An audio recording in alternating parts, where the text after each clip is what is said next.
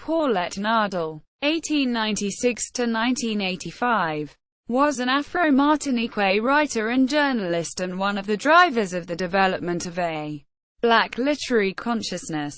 She was one of the authors involved in the creation of the Négritude genre and introduced French intellectuals to the works of members of the Harlem Renaissance through her translations. Born into the upper middle class on Martinique, Nardal became a teacher and went to complete her education in Paris.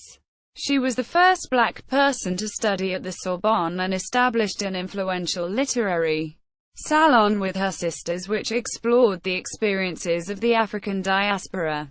As a journalist and author, she published works which advocated a Pan-African awareness and acknowledged the similarities of challenges faced by people due to racism and sexism. Though an ardent feminist, she was not radical, encouraging women to work within the existing social structures to achieve political influence. At the beginning of World War II, Nardal fled France, but was injured when a submarine attacked her ship, causing a lifelong disability. Returning to Martinique, she established feminist organizations and newspapers encouraging educated women to channel their energies into social improvement.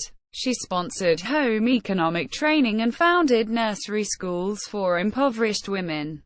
Thanks to her understanding of issues facing the populations of the Caribbean, she was hired to work as an area specialist at the United Nations. Nardal was the first black woman to hold an official post in the Division of Non-Self-Governing Territories at the UN. When she returned to Martinique after her UN position, she worked to preserve the music traditions of the country.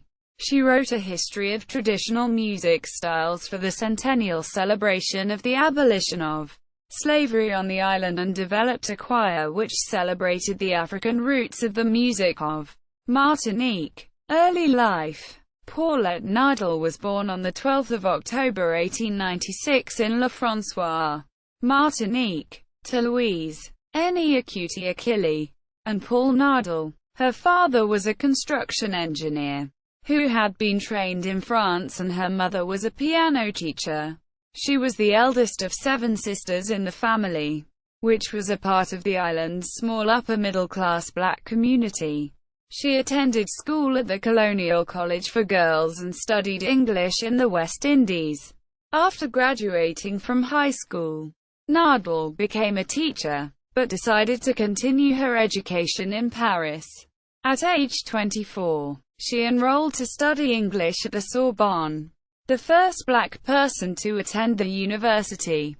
She quickly became involved in the artistic circle of the French intelligentsia, coming under the influence of the Harlem Renaissance writers.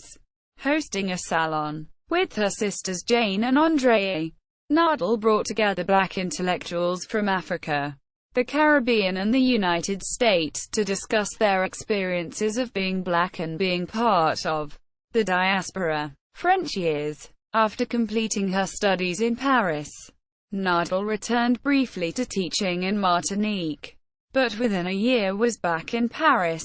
She began working as a journalist, writing for such publications as France Outre-mer, Le Cri des Nègres, Le Soir and Le Défi Africain and later Le Étudiant Noir. Her writing included literary works, critiques and journalism, discourses on colonialism and a tourist guide, Guide des Colonies Francaises, commissioned by the governments of the islands of the French Antilles. Even at this early point, she was writing about women, in such works as In Exile, 1929, a short story about an exiled Caribbean woman, and Une femme sculpteur noire, a black woman sculptor, 1930, a piece about the American sculptor Augusta Savage, and her consciousness of race and black solidarity, as well as the double standard of marginalizing women, is evident by 1929. In October 1931, the sisters founded a journal with Louis-Jean Finot, a French novelist, L'Écoute au Séjour, a Haitian scholar, and Clara W. Shepard, an African-American teacher and translator, called La Revue du Monde Noir, Review of the Black World. Nardal contributed herself in, also served as editor and translator, moving the journal toward a more pan-African audience. Through her translations of the works of the Harlem Renaissance writers, she influenced Amy Akute Césaire, Elie Akute Damas and Léopold Senghor, who were later credited as the founders of the Négritude movement.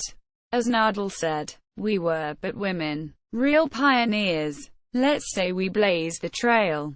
Quote, 6 issues of La Revue du Monde Noir were published, but the journal stopped production in April 1932. Nardal's essay in the final issue was titled Éveil de la conscience de race, The Awakening of Race Consciousness, and evaluated the progression of Caribbean intellectuals' racial awareness. Both the later leaders of the Négritude movement and the group called Légitime Défense, made up Afro-Caribbean radicals, surrealists and communists, borrowed heavily for their ideas from this essay, in which Nardal makes a case for African pride and acknowledgement of the shared history of slavery. Nardal's view of pride did not advocate giving up one's French identity or ending French rule in the colonies, but instead favored a middle ground, embracing both Afro-Caribbean and French cultures. Both Mamadou Badiane and Shireen K. Lewis argue that Nardal's reflections on race began nearly a decade before Césaire and Senghor were credited with founding the philosophy of Négritude, concluding that women were both the movement's founders and its inspiration. Senghor acknowledged Nardal's involvement in founding the New Negro movement in a speech delivered at Howard University in 1966. After the closure of the journal, Nardal began working as the secretary of Galan du Diouf, Senegalese deputy in the French National Assembly. She was actively involved in the demonstrations which followed the 1935 Italian invasion of Ethiopia, and went to Senegal in 1937 to try to rally others to the cause against the invasion. She was also active with feminist organizations including Adlu Sumpir Caritatum and the Union Féminine Civique et Sociale throughout the 1930s. When forced to flee France in 1939 because of World War II, Nardal boarded a ship flying under protection of the Red Cross, but was torpedoed off the English coast. Jumping into a lifeboat, Nardal fractured both of her knees and had to be hospitalized in England. She never fully recovered from her injuries. Returned to Martinique. Upon recuperating sufficiently to travel, Nardal returned to Martinique. She settled in Fort-de-France and initially worked as an English teacher for dissidents wanting to support for General de Gaulle. Because Caribbean recruits were trained in the British West Indies, it was imperative that they learn English before they could receive military training. When the war ended, she began implementing the ideas of industrial education, teaching home economics to women to uplift them from poverty. She also implemented nursery schools to educate the children of working mothers. She worked towards suffrage, and when women gained the right to vote in 1944, Nardal urged women to take up the political mantle and work towards resolving social problems. In December, she founded l'Association Le Rassemblement Féminin, Women's Rally Association, targeting liberal professional women. The organization was in part founded to offset the more radical feminists involved with l'Union des Femmes de la Martinique, Union of Women of Martinique, whose membership is primarily working class and philosophically aligned with the communists. In 1945, she founded a journal, La Femme dans la Cité, Woman in the City, to coax middle-class readers in to make the connection between improving the mind through industry and awaken their social consciousness. The journal was the only newspaper in the area, and Nardal used it to try to get women out to vote in the 1945 elections. The Communists won a majority of seats, and the following year, Nardal wrote several editorials stressing to women the importance of gaining an understanding of world issues and of voting. Her politics were conservative right-center, and while she supported women's equality, she was not militant. She was aware of inequality and wanted women to educate themselves to improve their situation. But she was not in favor of overthrowing existing regimes. In 1946, Nardal was nominated to serve as a delegate to the United Nations. She arrived in New York City, where she served as an area specialist.